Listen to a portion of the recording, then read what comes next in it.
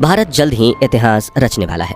पिछली बार असफल हुए चंद्रयान 2 से सीख लेकर भारत ने बनाया है पहले से ज्यादा बेहतरीन स्पेसक्राफ्ट, जो चंद्रयान 3 मिशन के तहत चांद को अपनी मुट्ठी में कर लेगा। जी हाँ दोस्तों, 14 जुलाई 2023 के दिन दोपहर 2:35 के वक्त चंद्रयान 3 चंद्रमा के लिए रवाना हो गया है। और इस बार का चंद्रयान मिशन पूरी दुनिया को यह दिखाने के लिए तैयार है कि भारत स्पेस रिसर्च की फील्ड में भी पूरी दुनिया से आगे है। और आज हम आपको चंद्रयान 3 मिशन की लॉन्चिंग, चांद की सतह पर लैंडिंग, बजट, लॉन्च रूट और स्पेस क्राफ्ट में किए गए बदलावों से लेकर इसके मुख्य मिशन की पूरी जानकारी देंगे, ताकि आप भी इसरो के इस खास मिशन का हिस्सा बन सके। तो पूरा वीडियो जरूर देखिएगा। साथियों, आज तक सिर्फ अमेरिका, रशिया और चाइना जैसे 3 देशों को ही चांद पर अपना स्पेसक्राफ्ट उतारने में सफलता मिली है। और चंद्रयान 3 मिशन सफल होते ही भारत दुनिया का वो चौथा देश बन जाएगा जिसने चांद पर जीत हासिल की है। आज से करीब 4 साल पहले 22 मई 2019 के दिन भारत ने चंद्रयान 2 को चांद पर भेजने की कोशिश की थी। और इस दौरान पीएम नरेंद्र मोदी भी इसरो के बेंगलुरु वाले हेड ऑफिस पहुंच गए थे। और पूरा देश यही आस लगाए बैठा था कि चंद्रयान 2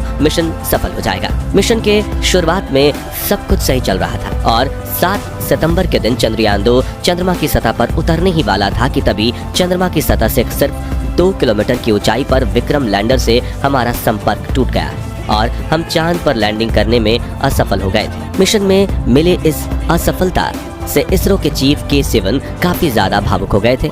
तभी प्रधानमंत्री नरेंद्र मोदी ने उन्हें गले लगाकर सांत्वना दी थी, जिसके बाद प्रेस मीट में पीएम मोदी ने कहा था कि हम यहाँ रुकेंगे नहीं, बल्कि इससे सबक लेकर आगे बढ़ेंगे, क्योंकि विज्ञान यानी प्रयास और प्रयास और प्रयास।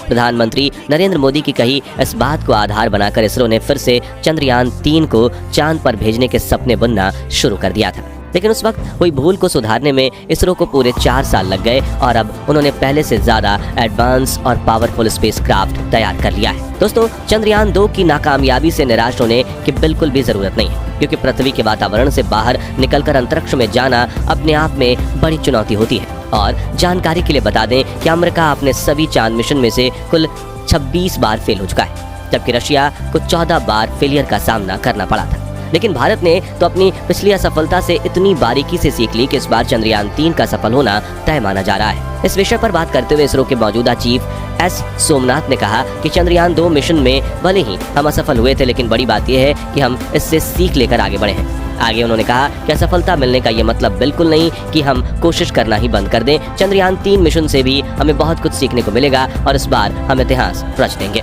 साथियों, 14 जुलाई के दिन दोपहर के 2:35 पर इसरो आंध्र प्रदेश के श्रीहरिकोटा स्थित अपने सतीश धवन स्पेस सेंटर से अपने चंद्रयान 3 को लॉन्च कर दिया है। इसरो के मुताबिक चंद्रयान 3 को उसी रास्ते से चांद भेजा जाएगा जो चंद्रयान 2 का था। साथ ही इसे चांद के दक्षिणी ध्रुव पर ही उतारा जाएगा, जहां पर चंद्रयान 2 को उतारा जाने वाला था। यानी हम यूं कह सकते हैं कि चंद्रयान 3 अपने पिछले साथी चंद्रयान 2 का बचा हुआ मिशन पूरा करेगा। हालांकि दोस्तों, चंद्रयान 3 में कई बदलाव किए गए हैं, जैसे कि इस बार स्पेसक्राफ्ट में कोई ऑर्बिटर नहीं है, बल्कि इस वक्त हम एक प्रपल्शन मॉड्यूल का इस्तेमाल कर रहे हैं, जो चंद्रयान 3 के लैंडर और रोवर को चांद के ऑर्बिट तक ले जाएगा, जहां इसे चंद्रयान 2 के उस ऑर्बिटर से कनेक्ट किया जाएगा जो पिछले 4 सालों से चांद के चक्कर काट रहा है। इसरो के इस मून मिशन के मुख्य 3 लक्ष्य हैं, जिसमें पहला है चंद्रयान 3 के लैंडर को चांद पर एक सॉफ्ट लैंडिंग करवाना, दूसरा है इसके रोवर को चांद की सतह पर चलाना और तीसरा चांद पर कुछ जरूरी साइंटिफिक रिसर्च करना। आइए अब एक एक करके इन तीनों के बारे में विस्तार से जानते हैं। सबसे पहले बात करें लैंडिंग की, तो किसी भी स्पेसक्राफ्ट की 2 तरह से लैंडिंग होती है, हार्ड और सॉफ्ट। जिसमें से हार्ड लैंडिंग में कोई भी स्पेसक्राफ्ट अंतरिक्ष में मौजूद ग्रह और उपग्रह पर तेजी से लैंडिंग करता है, जिससे सतह से टकराकर उसके क्रैश होने के चांसेस बढ़ जाते हैं। हार्ड लैंडिंग के दौरान ज्यादातर मामलों में स्पेसक्राफ्ट से हमारा संपर्क टूट जाता है या फिर वो एक जगह पड़े रहते हैं, और यही दिक्कत चंद्रयान 2 के विक्रम लैंडर के साथ भी हुई थी।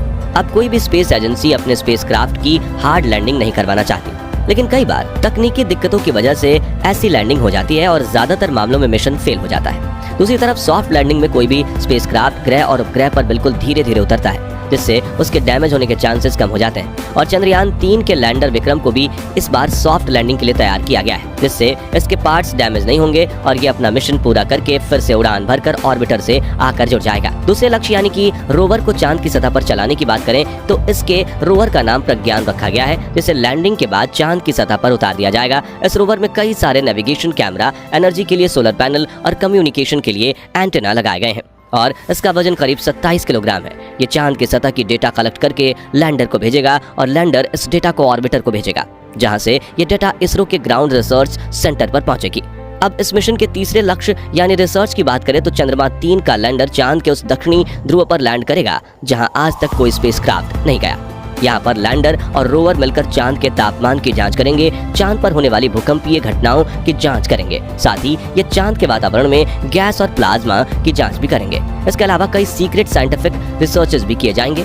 कुल मिलाकर इस मिशन से इसरो चांद की वो डेटा कलेक्ट करेगा जो चांद पर मानव बस्ती बसाने की कोशिश को एक और कदम आगे ले जाए। साथियों, चंद्रयान 3 का लैंडर चांद पर एक लूनर दिन तक रहेगा, जो कि धरती पर 14 दिनों के बराबर होता है, जिसके बाद ये फिर से उड़ान भरकर ऑर्बिटर के पास आ जाएगा। इस मिशन का बजट 615 करोड़ बताया जा रहा है। पहली बार सुनने में तो ये बजट आपको ज्यादा लग सकता है, लेकिन बता दें कि ये बजट पिछले दिनों रिलीज हुई फिल्म आदि पुरुष के 700 करोड़ के बजट से भी कम है। और इतने कम बजट में चांद पर जाकर इतने बड़े मिशन को अंजाम देना वाकई में काबिले तारीफ होगा।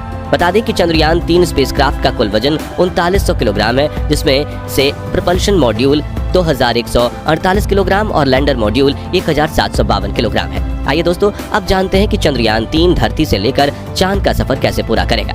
तो चंद्रयान 3 के स्पेसक्राफ्ट को रॉकेट से जोड़कर इसरो ने अपने LVM-3 लॉन्च व्हीकल से जोड़ दिया और यह मिशन LVM-3 के इग्निशन से शुरू हो गया। फिर ऊपर पहुंचने पर इसके अगल बगल लगे S-200 रॉकेट अलग हो गए और आगे चलकर पेलोड को कवर करने वाले को खोलकर भी अलग कर दिया जाएगा। रॉकेट का दूसरा चरण भी अंतरिक्ष में आके पहुंचकर मेन स्पेसक्राफ्ट से अलग हो जाएगा, जिसके बाद तीसरे चरण में क्रायोजेनिक इंजन चालू कर दिया जाएगा जो चंद्रयान 3 को चांद तक ले जाएगा। फिर ये स्पेसक्राफ्ट धरती के कई चक्कर लगाते हुए पृथ्वी से दूर होता चला जाएगा और एक इलिप्टिकल ऑर्बिट में चांद को अप्रोच करेगा और कुछ देर बाद पृथ्वी के गुरुत्वाकर्षण के दायरे से बाहर होकर चंद्रमा के परिक्रमा पथ पर प्रवेश कर लेगा। चांद के ऑर्बिटर में पहुंचते ही लैंडर को प्रपल्शन मॉड्यूल से अलग करके चांद की सतह की ओर भेज दिया जाएगा और सतह के नजदीक पहुंचते ही इसके थ्रस्टर्स ऑन कर दिए जाएंगे ताकि इसकी रफ्तार को कम किया जा सके और ये चांद की सतह पर सॉफ्ट लैंडिंग कर सके।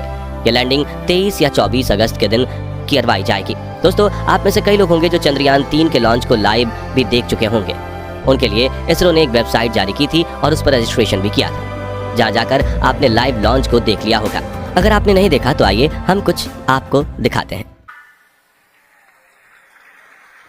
Lift off normal. Here we have of LVM-3 rocket carrying India's prestigious Chandrayaan 3 space. तो दोस्तों, अगर आप भी हमारी तरह यही चाहते हैं कि चंद्रयान 3 मिशन में भारत को अपार सफलता प्राप्त हो, तो कमेंट बॉक्स में इसरो को अपनी दुआएं जरूर देना। साथ ही वीडियो पसंद आए तो इसे लाइक और शेयर जरूर